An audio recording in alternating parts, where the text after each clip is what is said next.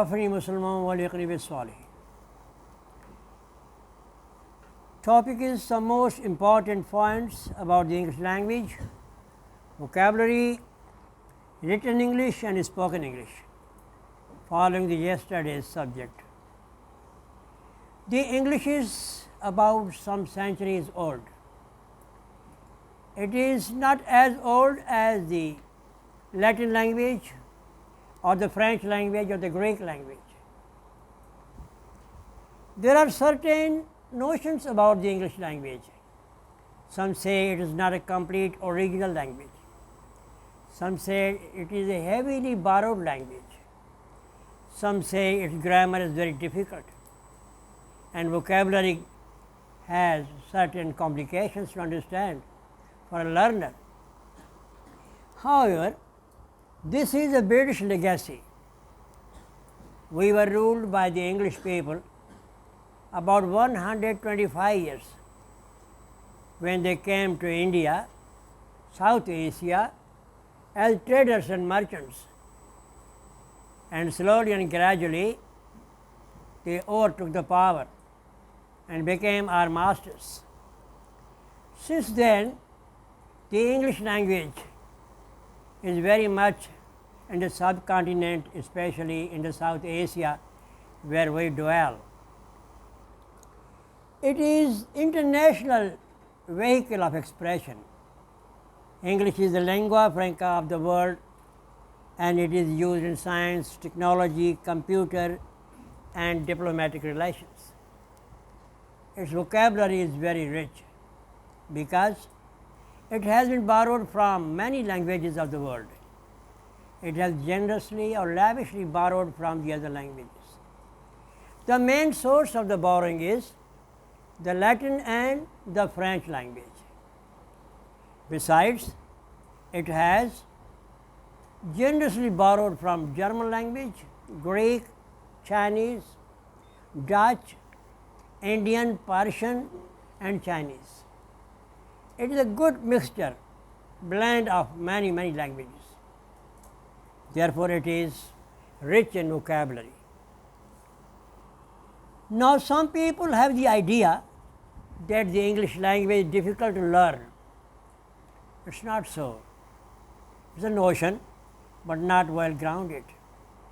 People who are good at English and take keen interest in learning it, they are really well versed and they perform very well in all the skills of the language.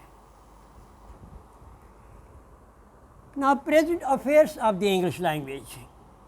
This language, being rich in grammar and vocabulary, is used in several countries of the world. In international relations, commerce, industry, diplomatic affairs, foreign affairs, this language is a main source of communication. Take example of Holland, Sri Lanka, Hong Kong, Singapore, English is very much there. And people believe that besides their native language or national language, English is indispensable there. They can't do without it.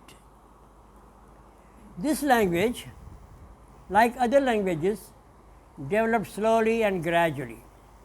No nation of the world has ever developed overnight. They take long time. The same is the history of the English language. Long ago, two tribes, Angles and Saxons, they invaded England. History goes back about 11 years back, and they brought with them their own languages. With the mixture of their language and the language already spoken there, a new language came into being, and that was called Old English or Anglo-Saxon. After some time, two other tribes invaded England. They were Normans and Northmen. Normans from Normandy, France, and Northmen for France, Holland, formerly called Holland, now called Netherlands. Again, with the mixture of two languages, a new language came into being, and that was called the Middle English. Thenceforward, means after that, there are no more foreign invasions, and the English developed under its own impetus. Case of China, Japan, Russia and Romania and some other countries. These countries have their own languages, but they adopt the English language and have adopted very much to transact their business and conduct their foreign affairs and diplomatic relations. So, the English is very much there in these countries. Settlements of the white people in North America and England and some other parts of the world. The English people mainly hail from England, the largest part of the British Isles are known as the United Kingdom or Great Britain. These people, right from beginning, have a good sense of language, literature, linguistics, and much more about civilized life and cultural life. Some of them went as far as North America, where there are now the USA and Canada.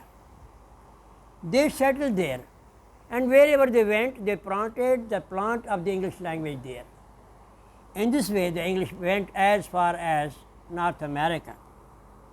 Some of them went to southern hemisphere, where now Australia and New Zealand are located. So, these two countries are known as people of white settlement. Prior to that, there were no white people there. Aborigines were in Australia and Maoris were in New Zealand. They are known as the oldest natives of those parts of the world, now called New Zealand and Australia.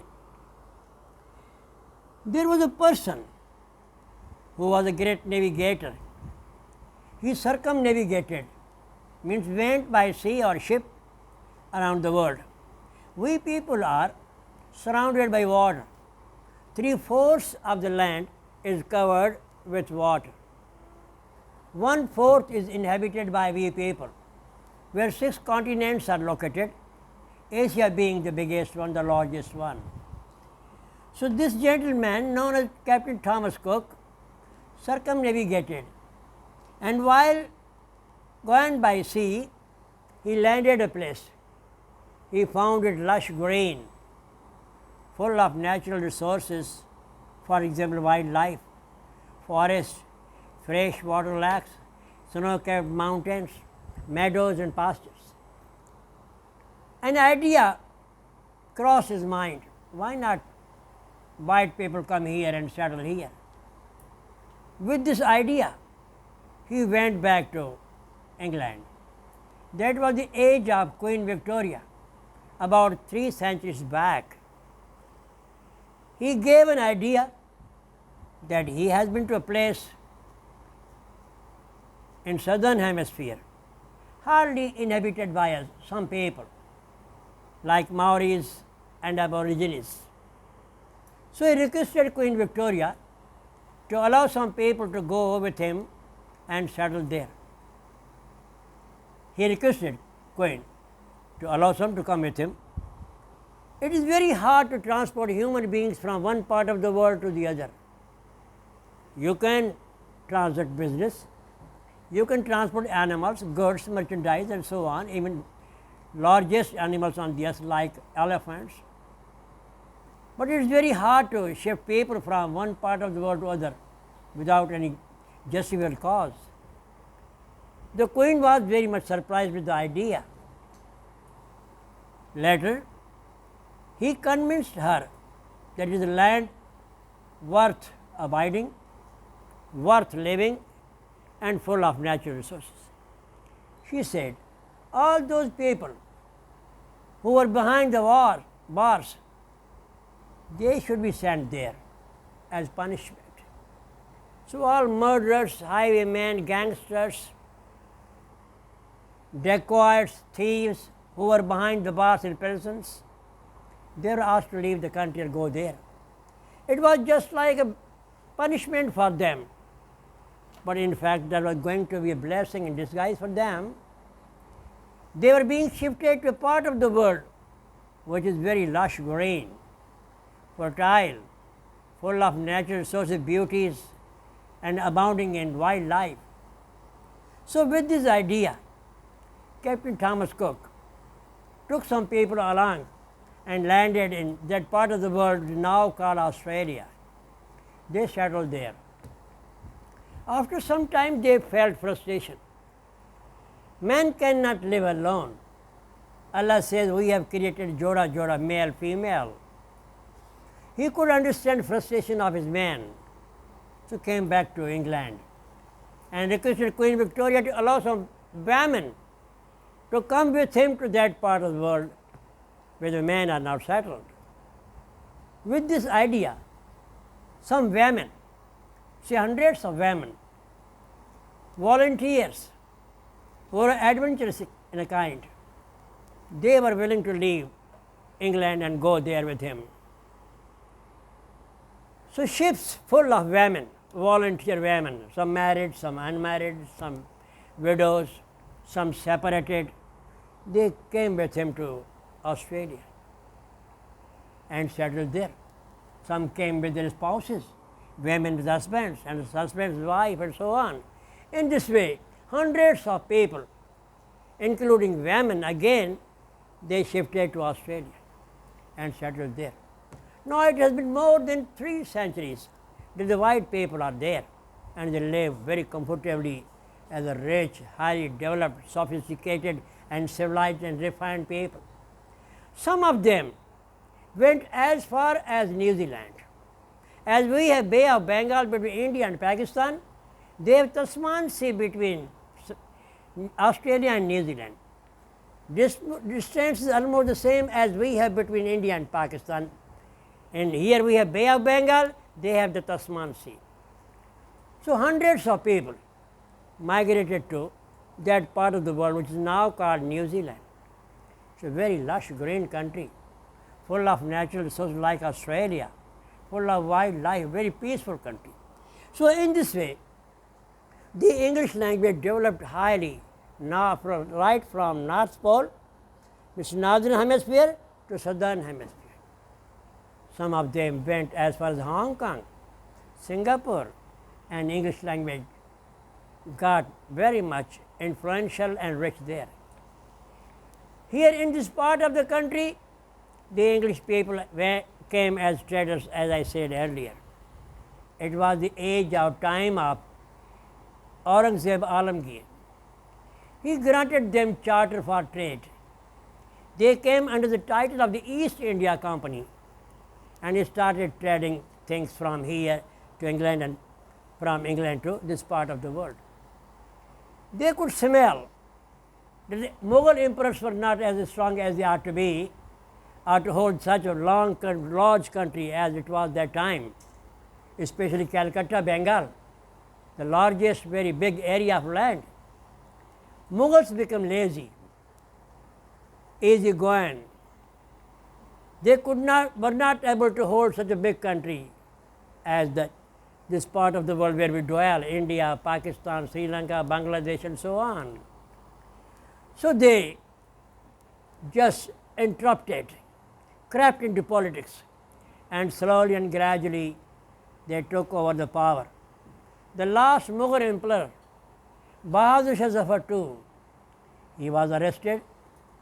His sons and daughters and grandsons and granddaughters were killed before his eyes, and he was exiled to Burma, old name of that country, and he died there. He is buried in Rangoon, the capital of old Burma. In this way, the son of the Mughal emperor went down forever, and the English came to rule there for 125 years. During that time, the people who wanted to spread the English language along with the English people were Sir Syed Ahmad Khan, Johar brothers, Ali brothers, Muhammad Ali Johar, Shaukat Ali Johar, and many more. The people living in India, especially the Hindus and Sikhs, they were well advanced.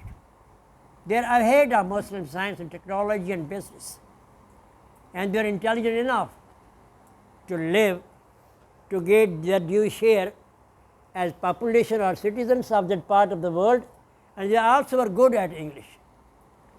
It was Sir Syed Ahmad Khan who made the English people believe or understand that there was no way out except education, and English was indispensable.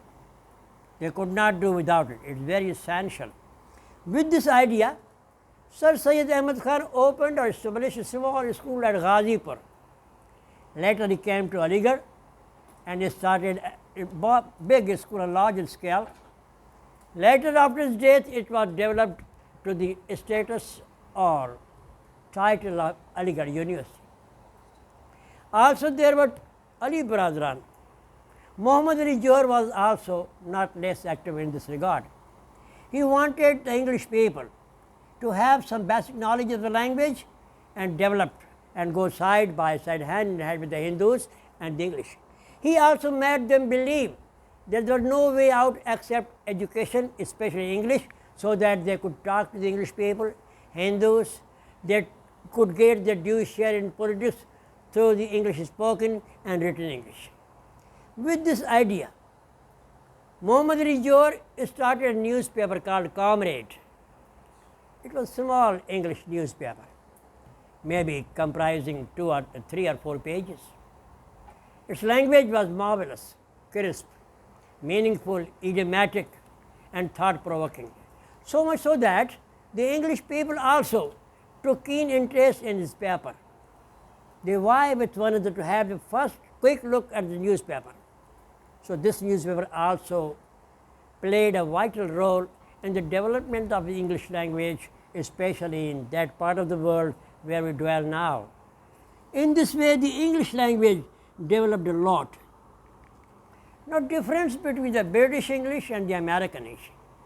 I also briefly reflected on it. Again, I am going to have it reflect. 3 main differences: difference of spelling, difference of pronunciation, and a small or little difference of grammar. Otherwise, both languages are standard languages and both are used widely.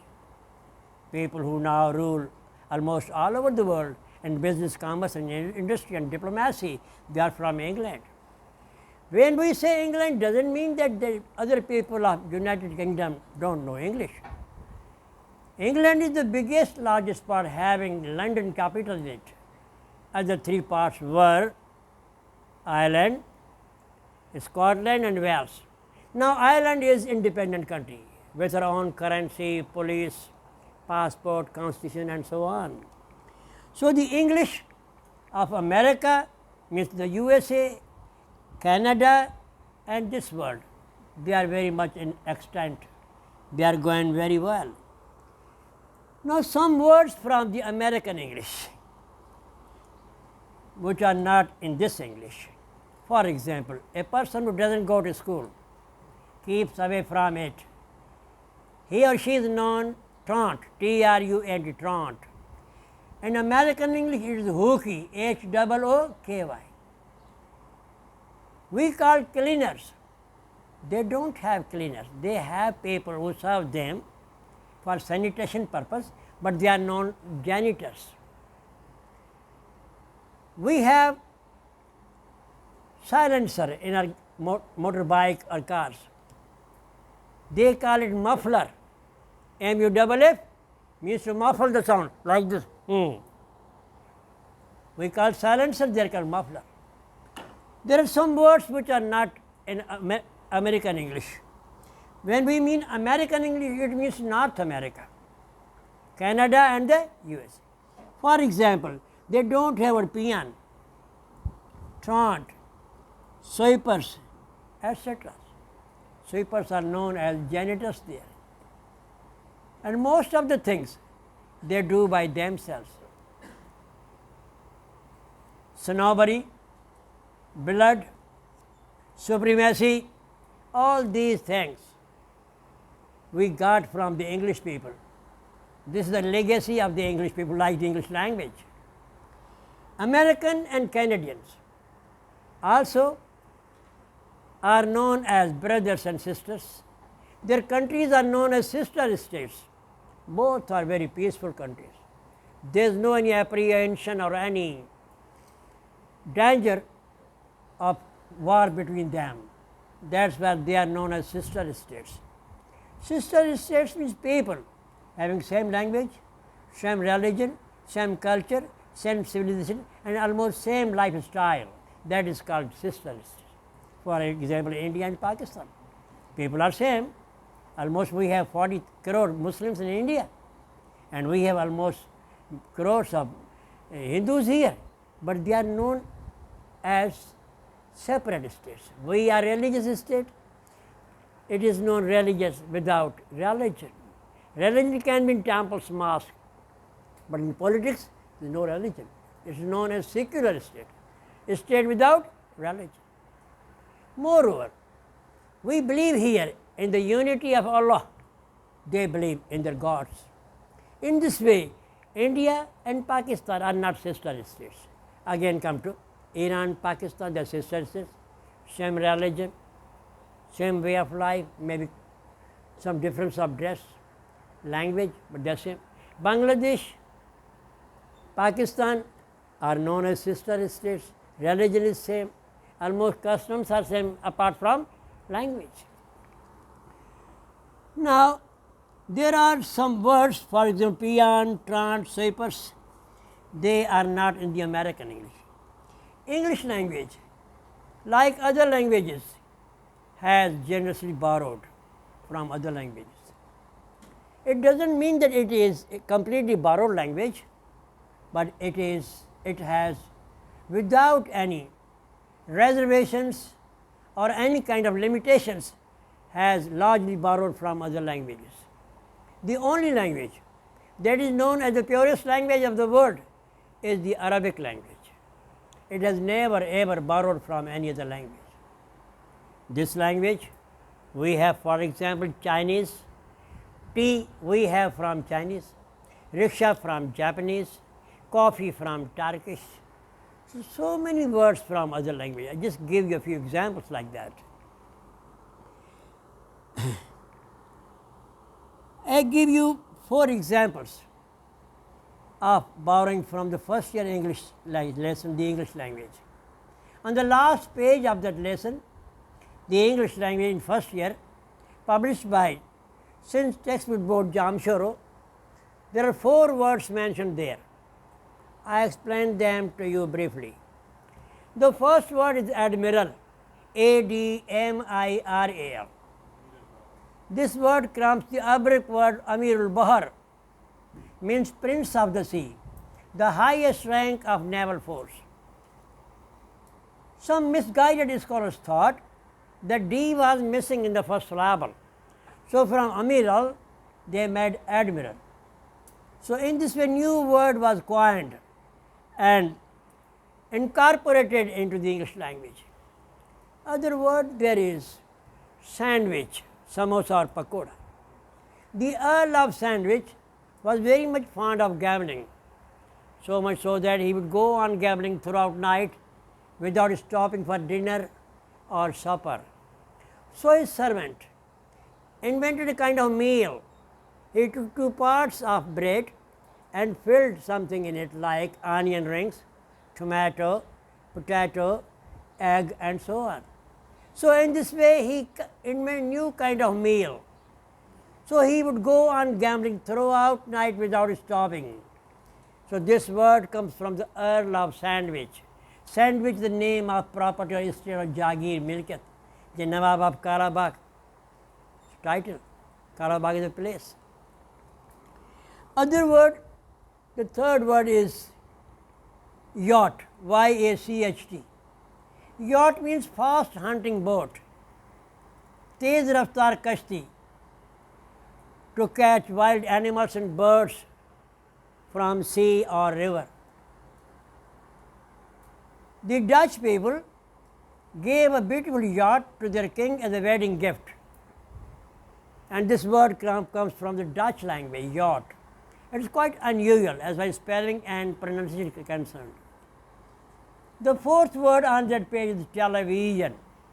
Tele means far, vision means to see, Doordarshan, दूर की चीज़ें करीब देखना. So with the combination of two words, tele-Greek, vision Latin, we have television. On this pattern we have teleprinter, telegraphy, telepathy, telebusiness, telescope and many more. In this way, language developed a lot. Now, invention of paper by China. Two things took place in the 16th century, perhaps in 1526 and so on. One was the invention of paper by China, other was invention of printing press by Thomas Caxton, John Caxton in England. With these two great inventions, a great revolution took place. All those great works of literature, science, technology, who were in manuscript form, were brought to the press, published and sent to market for general reading public, for sale and for reading.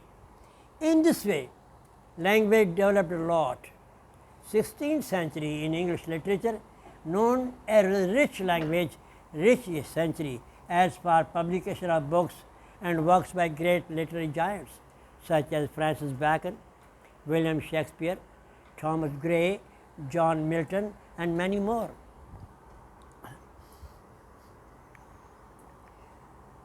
Three major changes took place after these two inventions. One was vocabulary was enormously increased. Host of words, large number of words were borrowed and incorporated into the English language, regardless of country or nation or people. Whatever was suitable was borrowed and incorporated. Grammar was highly satisfied. It was highly simplified. Some people say English grammar is very difficult. It is difficult for those who don't want to learn. Those who want to learn, it's not difficult for them, it's interesting. Slowly and gradually, you can have a good mastery over the English grammar.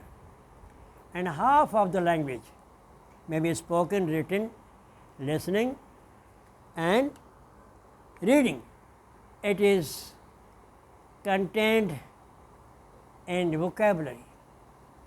Half of the language, like other languages, comprises vocabulary. It is very important.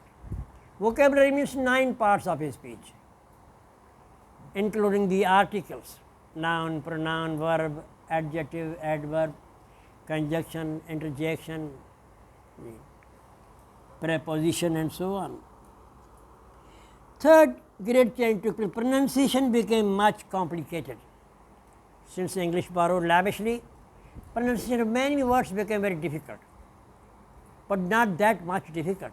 For example, minute, if you mean 60-second time, a span of time, it's minute.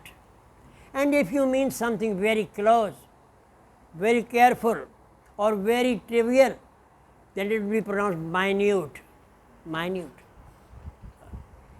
record, as noun it's record, record as verb is record, same thing, different pronunciation. People, you people born in this century or those who are likely to come after you, even your life, they are fortunate enough to have all these gadget, devices, equipment and facilities available at you. Many things are at your disposal. You can make marvels in science, technology, literature, vocabulary, writing and speaking and so on. Nothing is hidden from you, everything is at your disposal. Some easy but liable to be misused words, words having same spelling but different meaning, they are known as homonyms. Homonyms, spelling same, different meaning. But words having similar meaning, different words, they are known synonyms. Synonyms. And words having quite opposite meaning are not antonyms, opposite meaning. So, dictionary gives at least 11 meanings of words and they are very easy to master. Simple meaning means literal meaning, then textual meaning, contextual meaning, scientific meaning, literary meaning, metaphorical meaning, idiomatic meaning, business meanings, commercial meaning, so many kinds of meaning. And then one kind of meaning is situational meanings. I often quote this example in the class to make you understand what is situational meaning. Generally, living things may be an ant or elephant, buffalo or cow or goat or sheep. When it swims, goes through water, it swims. For non-living, we like say float. For living things, they go under the surface of water, they drown. They drown. For non-living thing, they sink. For the ship, it sinks. Even needle, it sinks. So I give example of first year, Birkenhead drill. There were more than 181 soldiers and women, their family members, and commander of the ship, troops. They were going to South Africa. They were near Cape Town, the capital of South Africa. There was a hidden rock in the sea. It was never shown in any map of the sea. So while it was sailing smoothly, she struck against a hidden rock and was split into two. There were hardly 3 lifeboats serviceable. The remaining were completely broken, unserviceable. So they lowered the lifeboats and placed all women and children in it, and they sailed away. They were about 171. The remaining 20 or 30, they were on board, but they were just feeling danger. Their life was at the stake. So after everything was destroyed, there were some simple wreckages. The commander of the ship was holding on to some wreckage to save his life. 2 other soldiers there were also struggling in water for their lives. So in order to save their lives, the commander pushed the wreckage towards them, and all 3 held onto it. The commander realized that the wreckage was not strong enough to support 3 according to law of gravity. So he let go his hold and sank into the sea. Why not drown? Because he didn't commit suicide. He was not helpless. He was in a good spirit, very in the mood of sacrifice. He wanted to save 2 souls. So in order to save those 2 souls, he sacrificed his life and went into the depth of sea, just like lifeless thing. So it is situational use of word sink instead of drown. So keeping in view meanings of words, you can learn a lot of English language. Some easy but liable to be misused words, for example, glass, science, home, house, and, ecstasy, power, rule, rain, master, are, beach, bed, set, look, sight, scenery. Now with the help of 50,000 words, I say 50, but some experts of language say that 20,000 words are enough. It's not that large number, but you can do a lot of good work spoken written English with the help of 20,000 words, right from to be verb, action verb, verbs of perception, modal verbs. You can do a lot. Everyone interested in English can speak fluently and distinctly, read well and intelligibly. When you happen to read something, go into the very fabric of the text. Look for the meaning of the words. In dictionary, look up there, and also find here and there what other meanings can be. As I said earlier, literal meaning, textual meaning, contextual meaning, metaphorical meaning. His face shines like a moon is a comparison, simile. His face is a moon.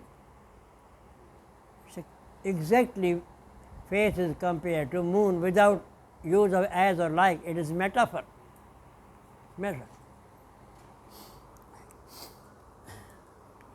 Reading makes man ready, and readers are known as leaders. The more you read, the more you come to know about the language. Speaking makes one alert, active and confident, and writing makes one perfect and efficient. 4 skills: listening, speaking, reading, and writing. Of these, reading is okay, adds to knowledge, as Bacon says. But the best and most difficult or most interesting is the writing skill. And here in this class, we have, alhamdulillah, lady with us, and also we have Ashraf Bhutto, who will be giving some time to you how to write for young word, the young word. He plays very active part, and most of the students take keen interest in his piece of advice, and they go very well. They every week they submit some write-ups. Repeated use of the English language. Whenever you have problem in meaning or use of word, resort to the English dictionary, Oxford, Cambridge. In American, we have Merriam, Webster, and Chambers. Doubt plus dictionary is equal to correct spelling. Also, you will find different meanings or shades of meanings of words. So, it is very important to have a look into the dictionary for looking for meanings and difficult words, different shades of meaning, and proper use according to rules of grammar and requirement of syntax and its structures. What word and where to use according to rules of grammar, it is called structure. We also call it syntax, syntax. While reading, read between the lines. I'm going to read carefully to find out message or meaning or a sense or theme of the idea or text you are going through. While speaking, speakers should bear in mind subject, nature, and matter of the topic, level of audience, their knowledge, topic you are talking about. These all things should be borne in mind so that your communication goes well, very well, very well. While writing about something, it's writing skill. A writer should bear in mind the nature of the subject, words, and composition, grammar rules and propriety of grammar and composition, importance of syntax, mental level of readers, style of writing, coherence, and logical development of ideas. Main thing is choice of word, its potency or weight, whether it is fit for the test or not, then it should be used. Like potency of medicine or tablet or dose of liquid tablet medicine, you have to bear in mind whether this word is fit for or not. For science, you have to look for scientific terms. For academic purpose, you need academic vocabulary. For sports and games, you need vocabulary pertaining health and physical exercise. So, in this pattern, you can have different forms of words from dictionary. For example, legal dictionary, law dictionary, marketing dictionary, business dictionary, medical dictionary, dictionary of engineering science. You have a lot of opportunities to master, and you people are fortunate enough to have all these things at your disposal. Libraries, houses, thousands of books. Even in small towns and cities, even in colleges and schools, there are books. They look moth-eaten. Dimak unko kha gayi hai. There are no readers to go through those books.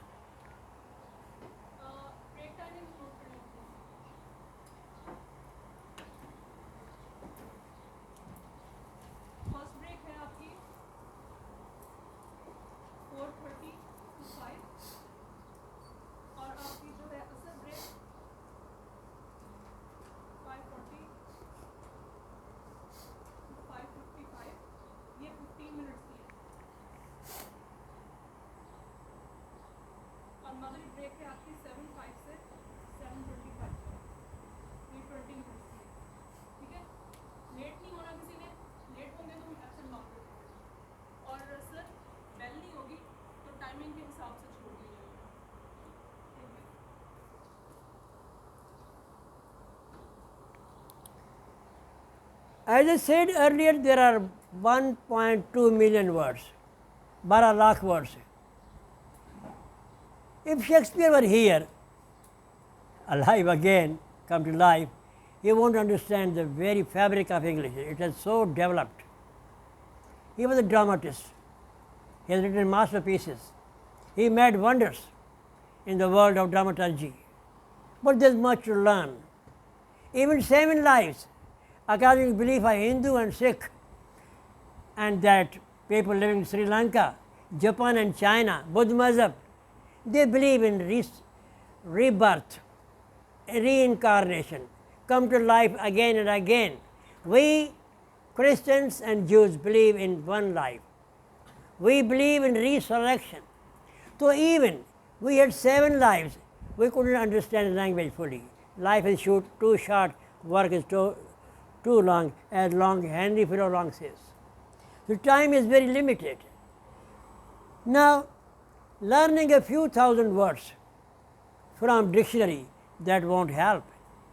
You have to go through the very fabric or texture of the language. How does it work? What are the ways to master the language? Grammar, meanings of word, dictionary, thesis, writing, reading, speaking, all these things make you a very good vehicle for expression of the language in all these skills. So you have to be very patient.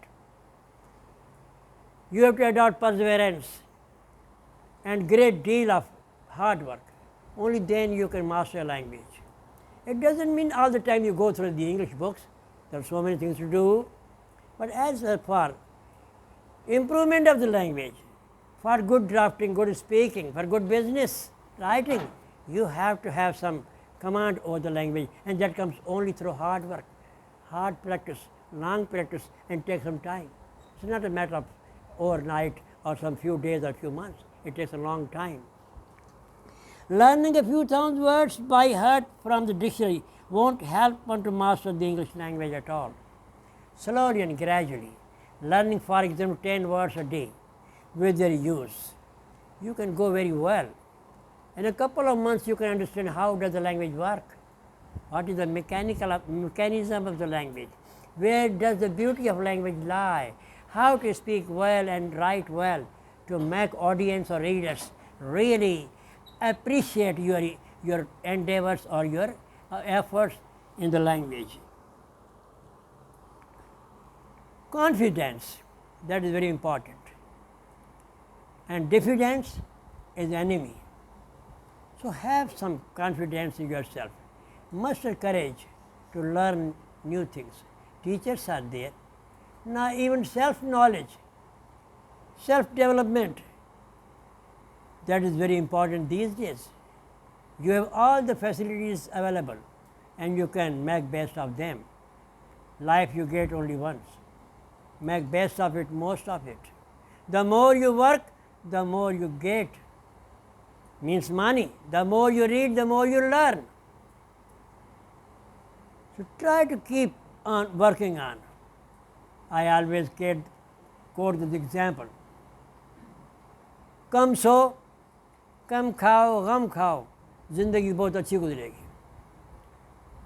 वजलना नौमकुम सुबाता, हमने नींद को आपके लिए राहत बनाई है. अल्लाह ताला 30वें पारे में फरमा रहे हैं, हमने नींद को ज़हमत बना दिया है. सोने वाले टाइम में जागते हैं, जागने वाले टाइम में सोते हैं. We totally go against nature. When you go against nature, nature will punish you. There is no other way.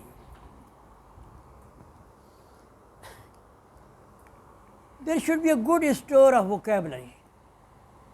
A store means zakhira. And all vocabulary contains 9 parts of speech, as I said earlier. Right from noun to article, there are words. Have a good look into dictionary. Look up meanings of the word. Look for the synonyms, antonyms, their use. In thesaurus, you won't find different meanings. In thesaurus, you will find synonyms and antonyms of word, and it's a very useful book.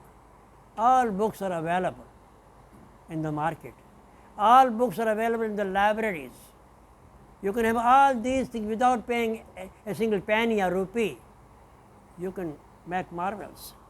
And these things, once you write well, speak well, invest your precious time, take pains, make efforts, with naked observant eye, things I believe will go very well.